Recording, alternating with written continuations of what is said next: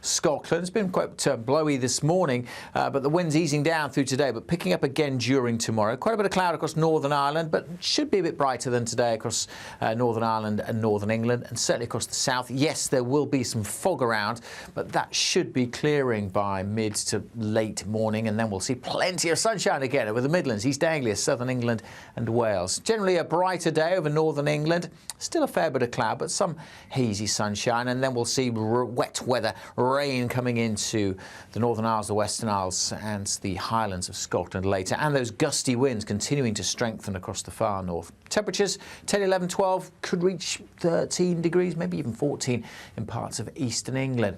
The rain will continue to trickle south, turning up across the central belt and some more widely through Northern Ireland during the evening. But again, that'll fizzle out by Wednesday. Most places again dry and bright. It gets even warmer by the time we get to Thursday. Expect a warm front, moving from the kitchen right through to the rest of the house. Boxed Boilers, sponsors of weather on GB News. It's the final week to see how you could be one of two big winners in our latest giveaway, as we have two prize bundles that have to be won. There's two lots of a totally tax-free £10,000 in cash. You'll also receive a brand new iPhone 16, along with £500 in shopping vouchers to spend at your favourite store. Hurry, lines close on the 7th of March. For another chance to win, text cash to 63232. One entry costs £2 plus one standard network rate message, or text bonus to 63232. 5 entries cost £5 plus one standard network rate message. Go to gbnews.com/win. Entries start from just £2. Call 0903 681 3232. Calls cost £2 plus your network access charge, or post your name and number to GB11 PO Box 8690 Derby DE1 9TT. UK only. Entrants must be 18 or over. Lines close at 6 p.m. on the 7th of March. Please check the closing time if listening or watching on demand. Good luck. Britain's newsroom. Weekday mornings from 9:30. I watched the video yesterday with Meghan Markle announcing this relaunch. What did you make of the video? It's constantly this rebranding thing that's going on, which is quite interesting. We've had different kind of, way back to Sussex Royal at the very beginning. Here we've now got this new lifestyle series that's coming out. Obviously, she's got this new brand that's going to go alongside it. It's very difficult because royals, as we've said many, many times before, this is not something royals typically kind of do. And obviously these are no longer, if you like, working members of the royal family, but still, Prince Harry, as I keep saying, is a senior member of the royal family. So it's quite a kind of uncharted territory that they're going into. And as I said, this is a bit of a disaster because everything they seem to kind of do when it comes to branding, it just doesn't seem to work.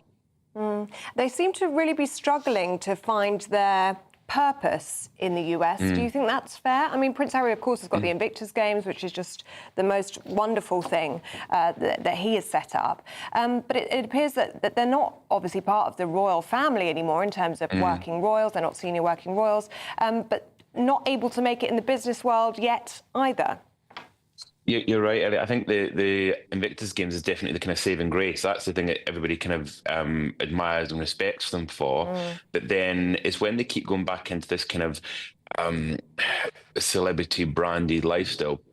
I don't think anyone's really that hugely interested. As you said, in the States, you kind of hear people are for them, people are against them. I think most people would rather that they went kind of doing this. I think we've said this so many times before that, as members of the royal family, they should continue down that line and going into this kind of business world. It just, I think I'm right in saying historically with royals and kind of business, it doesn't really work. GB News, the People's Channel.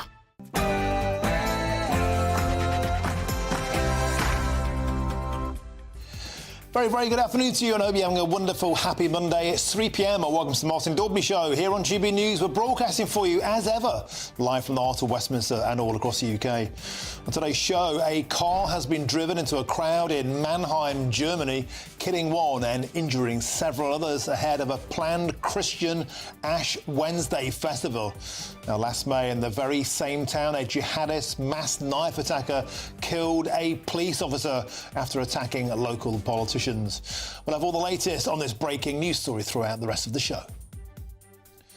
And in around about 30 minutes' time, Sir Keir Starmer will address Parliament, laying out plans for his Europe Plus plan to protect Ukraine. But with Donald Trump seemingly threatening to cancel all US aid to Ukraine and the Kremlin stating that the West is falling apart, is Britain being dragged into a dangerous and potentially very, very expensive war with Vladimir Putin? That's all coming up in your next hour.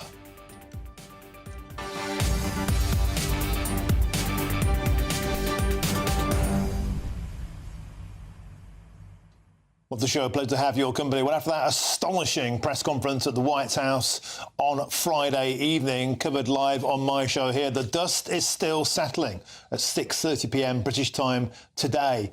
Donald Trump is expected to give another press conference. On the menu could be defence spending, could be NATO dues, could be $500 million worth of lastminute.com aid promised by Joe Biden just 3 days before he left office. And with Europe saying that Europe must do the heavy lifting, might Donald Trump go nuclear today? Might he say, OK, do the heavy lifting? NATO dues are being slashed. Aid to Ukraine is being slashed. It's an incredible day ahead in politics. Around about 30 minutes' time, Sir Keir Starmer will address the Commons. All of that to come on today's show. Get in touch usual ways, gbnews.com/you'll say. But now it's your headlines, and here's Sam Francis.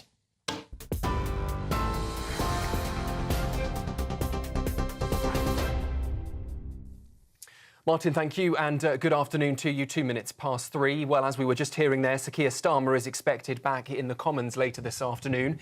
After warning European leaders, he says we are at a crossroads in history. At an emergency summit in London last night, he announced a 4-point plan to help Ukraine defend itself against Russia and to bring an end to the war. Take a listen. The UK is prepared to back this with boots on the ground and planes in the air, together with others. Europe must do the heavy lifting. Well, the UK and France are leading a coalition of the willing, urging the United States to step up its support. Meanwhile, President Volodymyr Zelensky met the King at Sandringham last night before sharing footage of recent Russian attacks, saying they prove that Vladimir Putin doesn't want peace.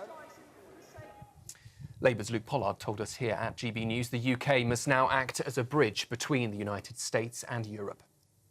Really important that we stand with our allies. The US is our most important security partner. I see it every day as a defence minister, but it's also right that at these difficult times that the UK acts as that bridge between the USA and our friends in Europe to bring together the plan for a lasting and durable peace in Ukraine, because all of us, President Trump, the UK Prime Minister, President Zelensky, want to see a peace that lasts, a deal that can be stuck to, so the Ukrainian people can know that they will never be invaded by Russia again. Meanwhile, the Shadow Minister for Foreign Affairs, Wendy Morton, called for more clarity from the Prime Minister.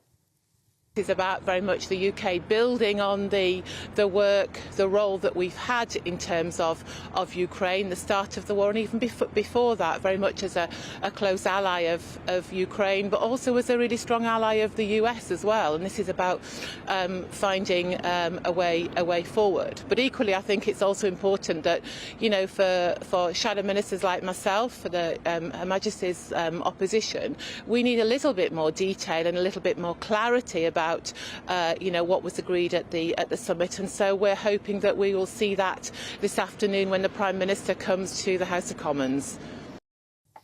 In other news, one person has died and several others are severely injured after a car drove into crowds in the German city of Mannheim. Police say a suspect has been arrested, but it's not clear if it was an accident or a deliberate attack. Eyewitnesses, though, describe scenes of panic as a black SUV hit people near a carnival market, saying all hell broke loose. It follows now a series of vehicle attacks in Germany in recent months, with the country's security services on high alert. Hamas has rejected an Israeli request to extend the first phase of the Gaza ceasefire, according to a senior official. It's understood the terror group will only release the remaining Israeli hostages under the terms of the already agreed-upon phased deal. Under that plan, the first phase of the ceasefire would continue through Ramadan and Passover, or at least until the 20th of April. Back here at home, a 26-year-old man who murdered his ex-girlfriend and sister with a crossbow before stabbing their mother to death is set to stand trial accused of rape. Carl Clifford, who tied Louise Hunt with duct tape before shooting her and her sister Hannah at their family home in Hertfordshire last summer, denies a further charge of raping Louise. Their mother Carol, the wife of BBC commentator John Hunt, was also stabbed to death, with Hannah calling police just moments before she died. Clifford is set to stand trial at Cambridge Crown Court for that charge today. TikTok and Reddit are being investigated by the UK's data protection watchdog over how they use children's personal information. The probe will look into how the video sharing apps use information from users aged 13 to 17 to deliver content recommendations to them. Meanwhile, the investigations into online forum site Reddit will focus on their use of age assurance measures, including how they estimate and verify children's ages and how they then use their personal information. And the independent film Anora swept the Oscars last night, winning 5 awards, including Best Picture and Best Actress for lead star Mickey Madison.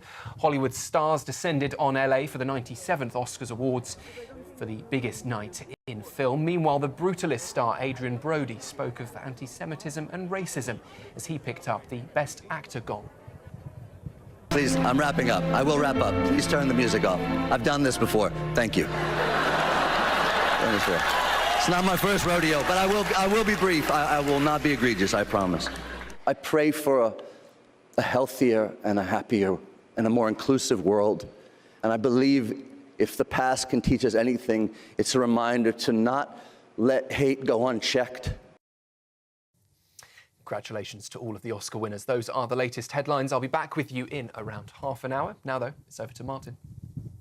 For the very latest GB News direct to your smartphone, sign up to News Alerts by scanning the QR code or go to gbnews.com/alerts.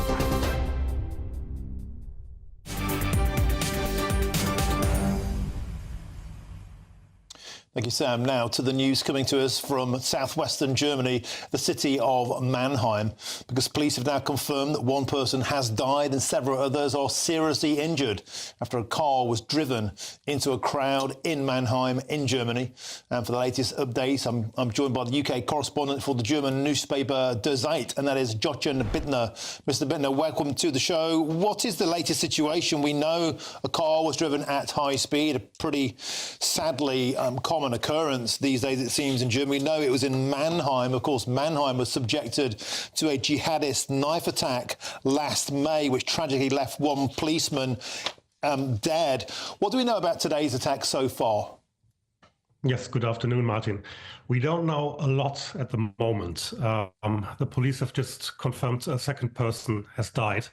And as your news bulletin just put it, we just don't know at this point whether this has been a terror attack or an accident or something else. But of course, this incident bears all the hallmarks of similar terror attacks that we have seen in Germany throughout the last couple of months.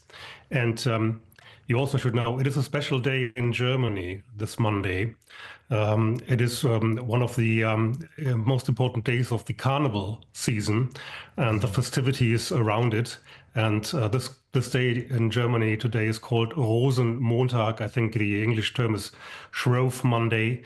This is the day at which carnival clubs around the country would have their parades, their very cheerful parades with motif wagons and clubs taken to the streets. So, and a couple of these parades have been cancelled in the past weeks for fears of exactly such attacks, or rather the smaller town carnival clubs weren't able to provide for the necessary security around those parades. So there is an anxiety around this day in Germany anyway, and we can just hope that the other parades, the other towns will stay peaceful. And Jochen, looking at the modus operandi, again, the use of a car, we saw that echoed in Munich, of course. The targeting of Christian festivals, that's what this was. Again, commonality there. And there seems to be something peculiar about Mannheim. It seems to be something of an area of Islamist activity, or at least sympathy. Now, as you say, we don't know the full circumstances yet, but what we have seen change, I would concur, maybe you agree, is that the German police seem to be much quicker these days at coming out and saying, as soon as they know that this was a terror attack, whereas even a few years ago, there had been much more secrecy. Is that because of the political environment in Germany now? There is so much outrage about it, the public just simply demand to know. Right. If I may just correct you on one thing, Martin, this is not a Christian festival today. There is a festival with a Christian connotation, which is on Wednesday, Ash Wednesday, but this is not this day. This is not this Monday. But you're right that the police have been a bit more quick in giving out information on these attacks, because I think the police have learned that an information vacuum will only lead to more speculation, to more people ventilating what they regard as truth. So the police know that they have to keep track with social media, basically. And I think they're doing their best and have learned their lesson that they need to be quicker. Okay, thank you very much for joining us on today's show and bringing us up to speed. And that's the UK correspondent for the German newspaper Die Zeit, and that's Jochen Bittner. Thank you very much for joining us on GB News today. Now, the Prime Minister is to update MPs in the House of Commons shortly on the situation in Ukraine for the first time since, of course, meeting with US President Donald Trump in the White House last week, and also after he hosted European leaders, including the Ukrainian President Volodymyr Zelensky, at a European summit in London yesterday. As Keir Starmer will likely face tough questions on how he has handled his visit to the White House and the offer of a second state visit, the aid being sent to Ukraine, and whether we could even send British troops on the ground to go out there in the Ukraine. And I'm joined now in the studio by GB News political editor Chris Hope, and a special treat. It's our Homeland Security editor Mark White joins me in the studio. Gentlemen, welcome to the show. Chris, let's start with the politics. Friday can only be described as a whirlwind, a disaster, really, in the White House. Zelensky left empty-handed. The focus has now shifted. We're hearing today, Europe must do the heavy lifting. Europe plus. This is being called Ursula von der Leyen hoving into view. Many, many things to unpick there. Is it Britain getting closer to Brussels again? Is it Britain stepping up to defend the European realm? Could there be a financial implication? And, of course, later on, all eyes on Donald Trump. He might pull the plug on a huge amount of aid to Ukraine anyway. Loads to discuss. Let's get going. All those three things are possible. What's happening now is John Healey's preparing to go to America to meet with Pete Hegseth, who's the US Defence Secretary. On the table are a number of options confirmed by Downing Street today. One of them is a 30-day air and sea truce in the Ukraine war. It's one option put forward, we're told, by Number 10. But there were a number of options discussed yesterday in the Lancaster House summit. Intense work is ongoing, we're told, by the government. Will the PM go back to the White House and try and plead with Trump to come round and to listen, to give Zelensky the time of day? Whatever is necessary, we're told, by 10 Downing Street today.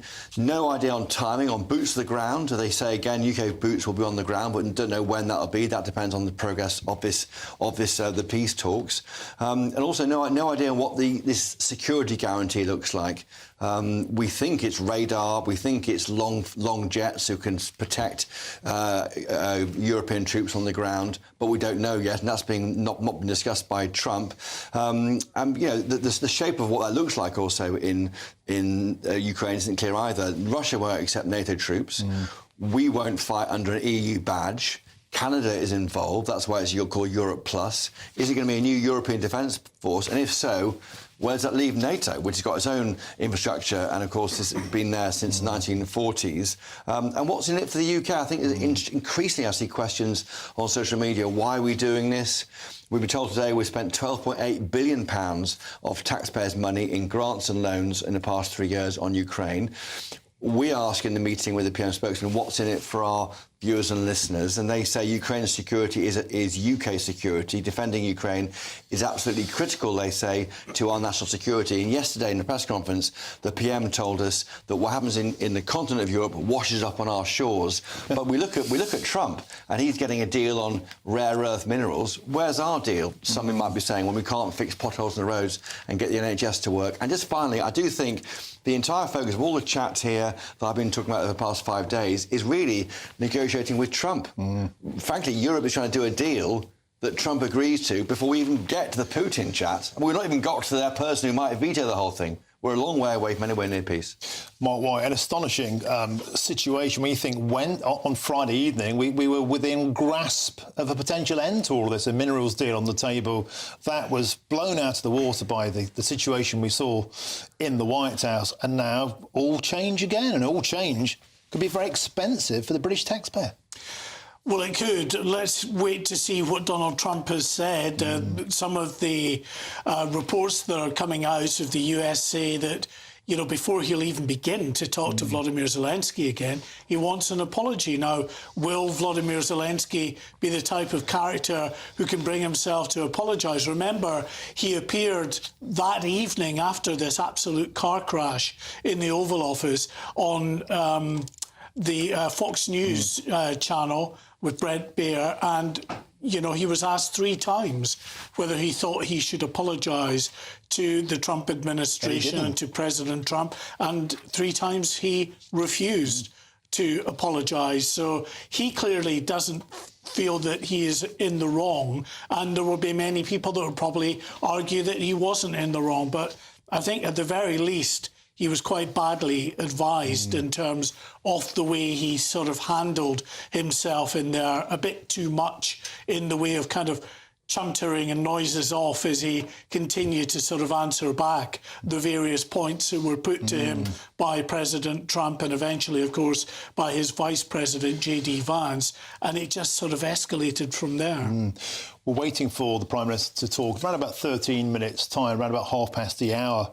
Chris Hope, do you think there's a danger here that Sir Keir Starmer and European leaders might be handing an easy victory to Donald Trump? Europe must do the heavy lifting, they're saying today in Westminster. He might go, great idea. I'll tell you what, I'll slash my NATO dues. In fact, I'll also get rid of $500 billion of aid that Joe Biden signed out 3 days from when I came in. This could end up being a very, very expensive piece of posturing. Well, America right now is waking up to a report in the New York Times saying exactly that. The New York Times is reporting that Trump is expected to discuss cancelling military aid to Ukraine when he meets advisors later today. He's meeting with Marco Rubio, Pete Hegseth, looking at a range of options, including cancelling aid that was paid for and approved by the Biden administration. And that, of course, follows the row. Where this leaves us, but, I mean, the idea of lifting spending on military aid has been a big issue for Trump going back to 2016. He went, didn't he, to the NATO headquarters in Brussels back in 2017 or 18 and looked at the palatial with a palace for I've been now recently. It's like a huge gleaming sort of steel and glass shopping mall. Mostly paid for by the USA. Well, no, that's NATO. I mean, should NATO money be going on troops defending Europe, not a new headquarters? And it is really glitzy and it really annoyed him. OK, guys, stick around. I've got to join now by the former Labour Special Advisor, Paul Richards. Paul, welcome to the show. So around about 12 minutes' time, the Prime Minister expected to deliver a hugely anticipated speech, but as you no doubt just heard, hanging over this once again is the Orange Man. We don't know what he's going to say. We don't know what he's going to do. We don't know if he's going to pull billions of dollars in aid. And is it a bit risky for Sir Keir Starmer to be going around with his chest puffed out saying Europe must do the heavy lifting? Donald Trump might go, great, off you go, lads, and I'm taking all my money off you. I think it's the opposite of that, to be honest. I think because Trump is so unpredictable and it's so hard to work out quite what the US strategy is now in regards to NATO, Europe, Ukraine, China even, that we've just got to get on with it. And I think what you saw over the weekend was the UK adopting a dominant position within Europe, not the EU, but within the European alliance and in Canada as well, of course, and actually sort of filling a bit of a gap that's been left by the American retrenchment in all our interests. I mean, you've seen defence orders going into Belfast, you've seen money taken out of the aid budget being put into defence spending, you've seen these assets seized by Rachel Reeves of the Russian oligarchs going to be sent to help defend Ukraine too. So, Starmer's having a hell of a week, but it is very good for the UK. I wonder, Paul Richards, if that's true. There's a poll on GB News today. Around about 80% of our viewers don't think it's a good idea to be sending endless billions to Ukraine. £12.8 billion thus far, an extra £1.6 billion pledged by the Chancellor Rachel Reeves today, and that's basically the same amount that it costs to take the winter fuel allowance from the pensioners. It's 3 times the amount of the farmers' inheritance tax grab. Can we really keep affording to send endless billions to Ukraine when we can't defend our own borders and we've got cold pensioners in the UK? Well, no one's in support of endless billions, but the money that's been allocated so far, from the aid budget going into the defence budget, and that's got huge public support, especially from GB News viewers.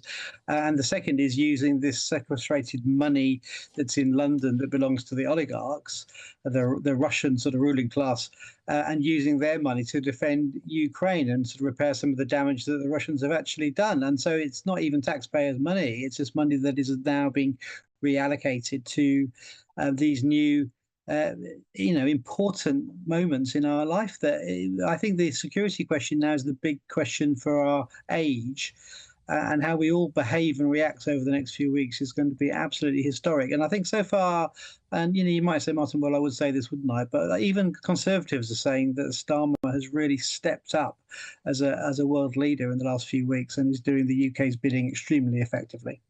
Well, at least he got in the White House. He kept stum when it mattered and got out unscathed, unlike Volodymyr Zelensky. Thank you very much for joining us on the show today. Former Labour Special Advisor Paul Richards, thank you very much. Now, coming up next, we'll be hearing live from the Prime Minister, Keir Starmer, in the House of Commons following his meetings with Donald Trump and European leaders. Volodymyr Zelensky, of course, is in town. We'll hear from the Prime Minister. That's next. I'm Martin Daubney on GB News, Britain's news channel.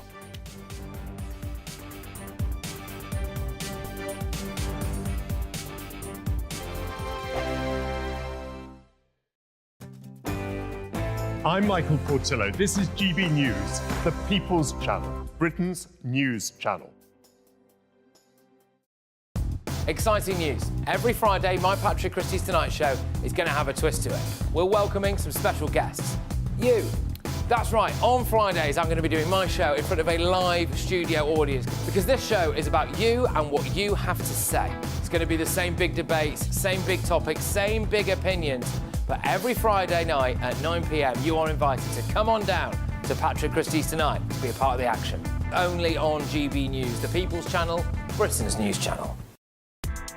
Join me, Nana Akweer, for an informative, interactive news programme with a difference. It's fun. No, he didn't say that, Dave.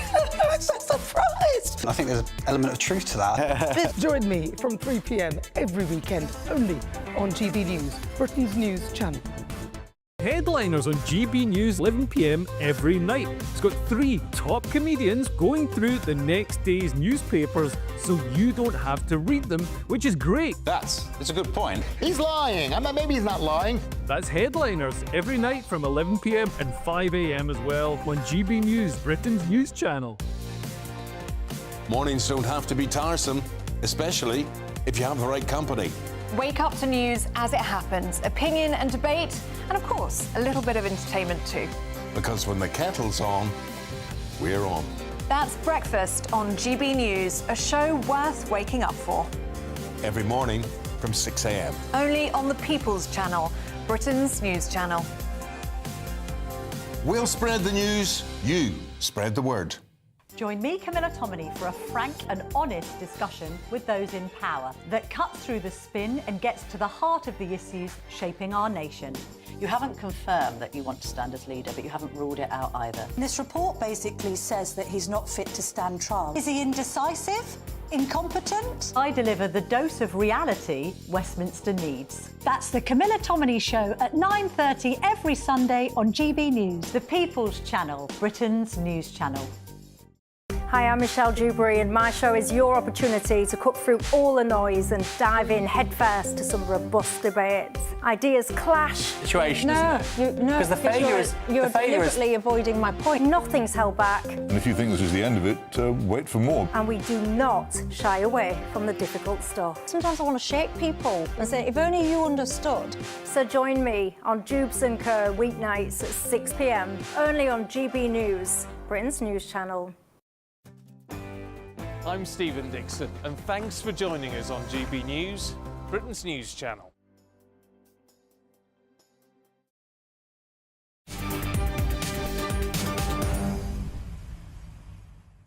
Welcome back. It's 3:25 with me, Martin Daubney, here on GB News. Now, we are shortly expecting to hear from the Prime Minister on Ukraine in the House of Commons. But ahead of that moment, I'm joined in the studio by GB News' political editor, Chris Hope, and our Home and Security editor, Mark White. Gents, welcome back. Chris, let's start with you. So much to talk about.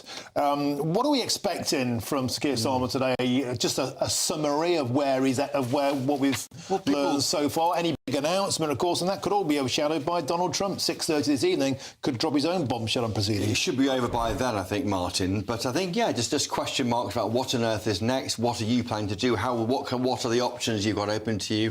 A 30-day truce proposed by France, backed by the UK. What else might work?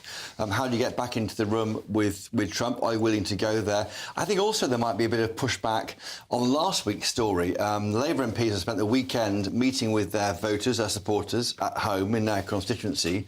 The first time since a Labour government cut £6 billion off the aid budget, cutting foreign aid budget from 0.5 to 0.3% of GNI. They are cross, and I think you might see a bit of pushback on Starmer. I'm expecting a vote on that in coming weeks. Annalise Dodds, of course, quit on Friday. Waiting to see how he might make some pointed remarks. I think, he's battling to form this coalition to save Ukraine, but behind the scenes, he's got real issues with his own MPs. Mark, is there a certain degree of preposterousness and posturing to the notion of Sir Keir Starmer and European leaders demanding Vladimir Putin should observe a 30-day ceasefire? I mean, seriously, you think President Putin is going to listen to any of this? Or is he looking, as most people are, over the pond to Donald Trump? Yeah, Vladimir Putin is not going to listen to any European leader. It's just not going to happen. And the only voice in the room that would actually have an influence over Vladimir Putin and his thinking would be Donald Trump when we get to the stage, if we ever get there, that Donald Trump feels there's a plan that he can put to both him and to President Zelensky. I think as far as Europe is concerned, well, we'll wait. We'll have to see just how committed you're. I mean, you can cuddle someone in Downing Street, but actually continuing to put your money where your mouth is and your commitment to keep sending Volodymyr Zelensky the military aid that he needs, that's going to be a big tester for Europe going forward, especially if we get to the stage, maybe later this evening, where Donald Trump says that actually some of the military aid planned for Ukraine, he is now halting because of the issues arising from last Friday in the Oval Office and what Donald Trump clearly sees as Volodymyr Zelensky's unwillingness to go in a spirited manner towards a sort of peace negotiation. So then we wait to see where Europe is, because it was interesting to listen, wasn't it, to Keir Starmer yesterday after that summit, talking about the need for European countries to step up, but then with the same breath saying there will be some that can't commit to sending military personnel. Well, why on earth not? Every single European country has an army, has a military. Why aren't they sending? Even Ireland, OK, it's not in NATO, but it is in Europe. It's invested, hopefully, as every country is, in ensuring there's peace in Ukraine. They've got 7,500 personnel. Why can't they send Mark, a few hundred off? Mark is exactly right in that, because I think increasingly so, as we go into a very difficult summer of cuts of public spending, we'll be asking, well, why are we doing this? Why are other countries not stepping up? Why is Germany well below 2% of GDP? Why is it always Britain and France? And we've heard, actually, Christopher, from the new Chancellor Mr. Merz, saying today that he believes that this was an ambush effectively in the Oval Office on Friday, but that Europe needs to step up. This is the same Germany who said just a couple of weeks ago to Keir Starmer, no way are we sending peacekeeping troops into Well, that Ukraine. can't last. I mean, we're looking back on screen now. I should say that's the Community and Local Government Questions Housing Department. I think it's Matthew Pennycook there answering questions from MPs. But £12.8 billion spent by the UK in grants and loans. The government hasn't got a real defence of that, and that will become under pressure. They're saying that UK's security is our security. But people are going to wonder, well, why aren't other countries also putting up with this? Because we've got problems with our hospitals, you know, potholes, and so it goes on. We need money spent here as much as over there. Why are we doing the heavy lifting? But there's a more immediate, to interrupt, there's a more immediate issue, I think, for the defence budget as well. We're talking about this increase to 2.5% of GDP. But actually, how much of that will go into the sort of badly needed and hollowed out British military, and how much of it through the necessity of having to perhaps fill the void left by America will British military aid actually go to Ukraine rather than our armed forces? You're both making excellent points, and in terms of the financing of all of this, I'm really concerned about this conversation about Europe must do the heavy lifting, because Donald Trump has been eyeing up slashing his NATO dues for absolutely years. He's been nudging the entire community to go in and paying their dues for years now. There's only 8 nations. It's Poland, Estonia, Latvia, Greece, Lithuania, the UK, Finland and Hungary that actually pay the dues. Every other country is lagging 2%. And now we've gone to 2.5%. Donald Trump could say today at 6:30, actually, make it 5%, boys. And how on earth can we pay for that when we can't afford to keep pensioners warm in the winter? Well, looking back at last week, now last Tuesday, the government announced plans to cut foreign aid budget by £6 billion in 2027. But what about now? That's 2 years away. Should that be brought forward? Kevin Badenoch now saying 2030 is a date to get to 3% of GNI, not like as late as 2035 under the Labour government. I think, you know, it's getting much more urgent, the idea of how we're spending money, but also why not spend it on our own military? Why give it away to Ukraine? We haven't really got a military. And as you were saying, Mark, you've got countries like Ireland. They want to have their cake and eat, and they're not even in NATO. Well, interestingly, Estonia said today, another very small country, but that commits 3.4% of its GDP to its own defence, because they know they're right on the border, of course, with Russia, and they know the stakes.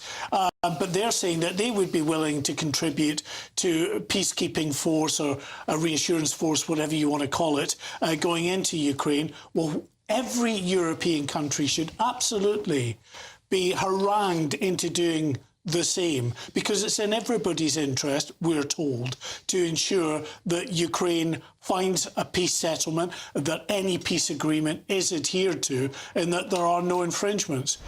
But of course, we talk about this. The biggest issue of all is that what is Russia going to say or do? I mean, the Europeans can talk till the cows come home about putting a peacekeeping force into Ukraine. Vladimir Putin turns around and says, absolutely not. Am I going to accept any NATO or European troops in Ukraine?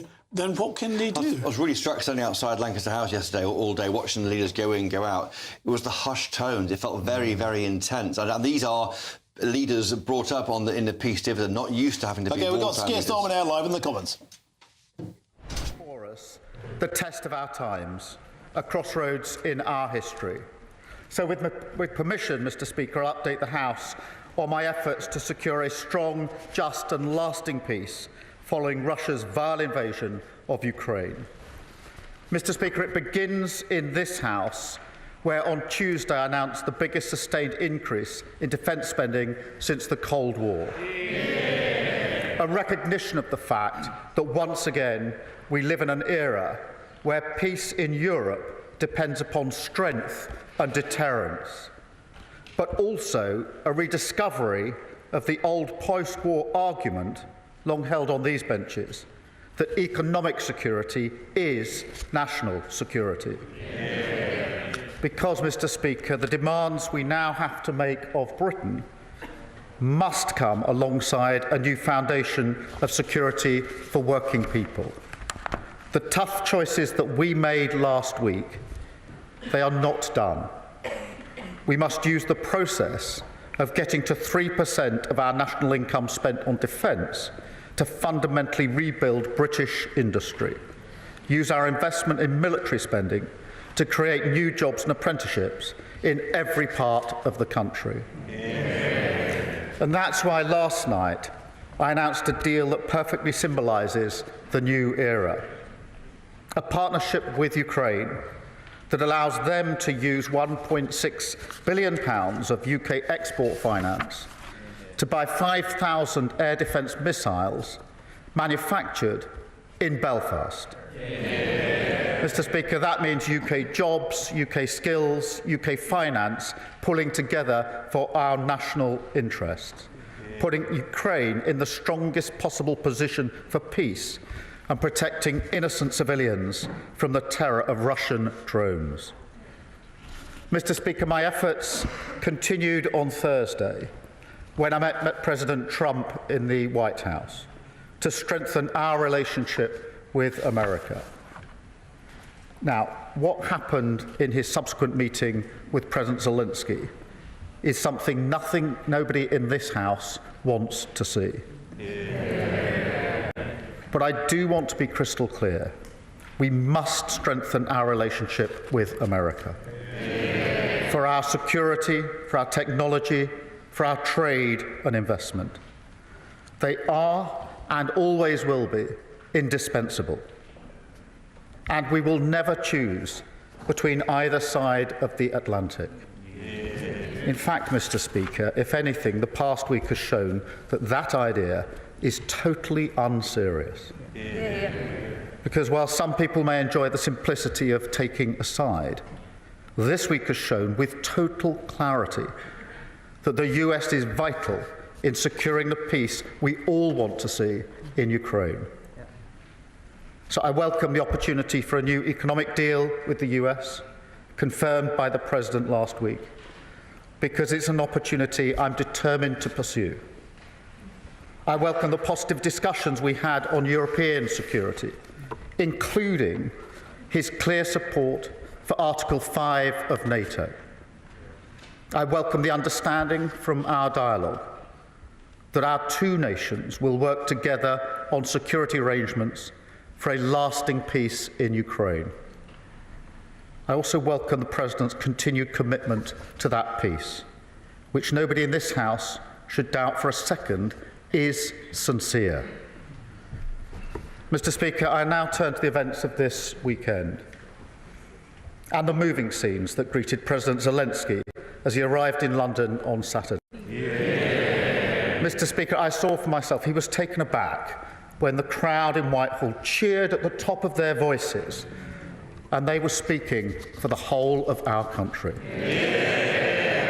A reminder that this government, this House and this nation stand in unwavering support behind him and the people of Ukraine. Mr. Speaker, we resolved together to move forward the strong cause of just and lasting peace in Ukraine.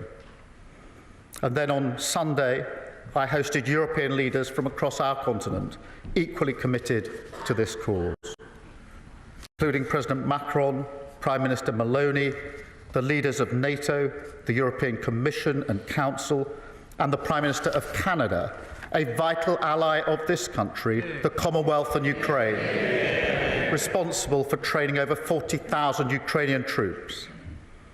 I also had the privilege beforehand of speaking online to the leaders of Estonia, Lithuania and Latvia, each of whom, as close as they are to the front line with Russia, stressed the urgency of the moment. And, Mr. Speaker, it was a productive summit.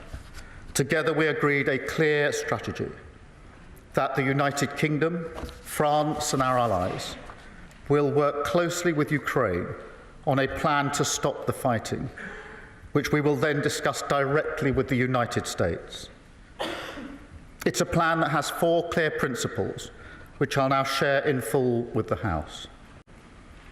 First, that we must keep the military aid to Ukraine flowing, keep increasing the economic pressure on Russia, and to that end, alongside our partnership on air defence, We're doubling down on military aid. Already this year, we've taken our support to record levels. But on Saturday, we also agreed a new £2.2 billion loan for Ukraine, backed not by the British taxpayer, but by the profits from frozen Russian assets. Second, Mr. Speaker, we agreed that any lasting peace must guarantee the sovereignty and security of Ukraine, and that Ukraine must be at the table when negotiating their future. That is absolutely vital. Third, we agreed that in the event of a peace deal, we will continue to boost Ukraine's defences and Ukraine's deterrence. And finally, fourth, we agreed to develop a coalition of the willing, ready to defend a deal in Ukraine and guarantee the peace. Mr. Speaker, after all, the Ukrainian position is completely understandable. For them, the war did not begin 3 years ago. That was merely the latest and most brutal escalation. They have signed agreements with Putin before.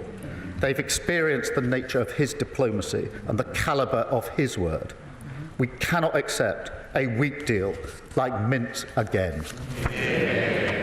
No, we must proceed with strength, and that does now require urgently a coalition of the willing. Mr. Speaker, we agreed on Sunday that those willing to play a role in this will intensify planning now, and as this House would expect, Britain will play a leading role with, if necessary, and together with others, boots on the ground and planes in the air. Mr. Speaker, it is right that Europe do the heavy lifting to support peace on our continent. But to succeed, this effort must also have strong US backing. I want to assure this House I take none of this lightly. I've visited British troops in Estonia, and no aspect of my role weighs more heavily than the deployment of British troops in the service of defence and security in Europe.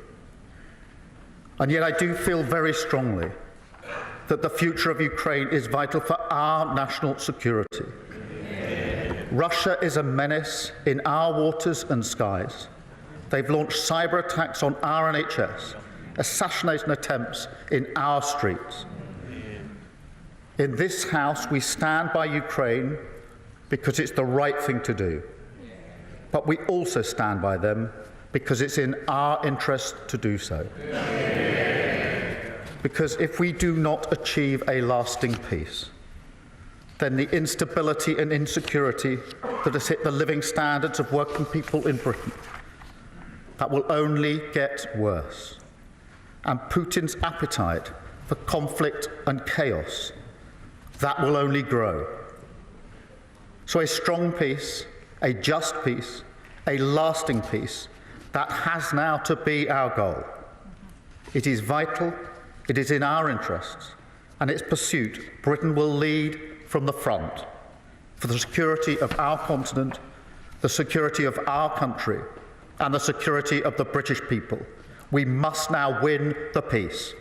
And I commend this statement to the House. I come to the Leader of the Opposition, Kemi Bedrock. Mr. Speaker, I thank the Prime Minister for advance sight of his statement and also for our conversation earlier today. The United Kingdom is a free, democratic and sovereign country. We recognise that Ukraine is fighting for her survival and fighting to have the same freedom, democracy and sovereignty which all of us here enjoy. That is why both the opposition and the government are fully committed to supporting Ukraine and President Zelensky. I was also glad to see His Majesty the King welcome President Zelensky at Sandringham. As I said at the weekend, President Zelensky is a hero. He is a symbol of the bravery of the Ukrainian people. There are, of course, many areas where the Prime Minister and I disagree, but now is the time for us to discuss where we do agree. I welcome all of his actions this weekend to convene European leaders. as well as the focus on economic security using UK export finance to support British jobs. As the Prime Minister knows, we welcomed the uplift in defence spending to 2.5% of GDP by 2027. We also support the use of foreign aid to achieve this. We welcome a commitment to reach 3% in the years ahead, and we will support him in taking difficult spending decisions, including on welfare. And we will return to the details of how the government will fund this in the near future. But for now, it is right that the Prime Minister is working with allies in Europe and with the United States to bring peace to Ukraine and not a surrender to Russia. As part of this, the Prime Minister has suggested that British troops could be deployed in Ukraine. There are obviously a range of possible options for what such a deployment could look like, and we are keen to work with the government, but we will need details of any such plan.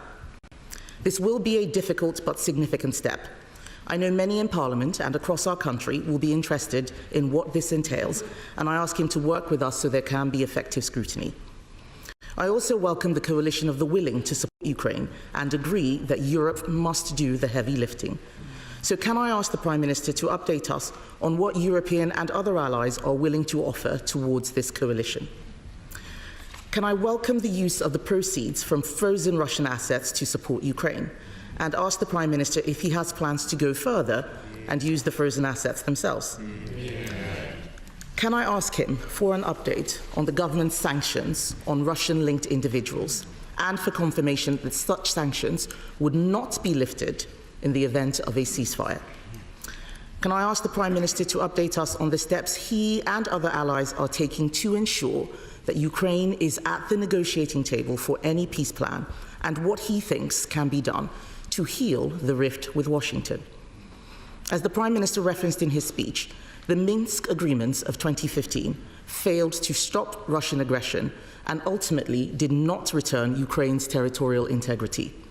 His second principle is that any lasting peace guarantees the sovereignty of Ukraine.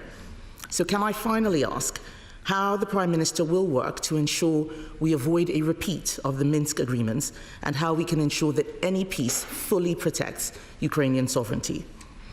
At times like these, it is so important that we stand together to defend shared values and the fundamental, basic principle that aggressors should not win. The Prime Minister will have our support to do that and to ensure that we continue to uphold those values all of us in this Parliament hold dear. Prime Minister. Can I thank her for her message in our discussion this morning?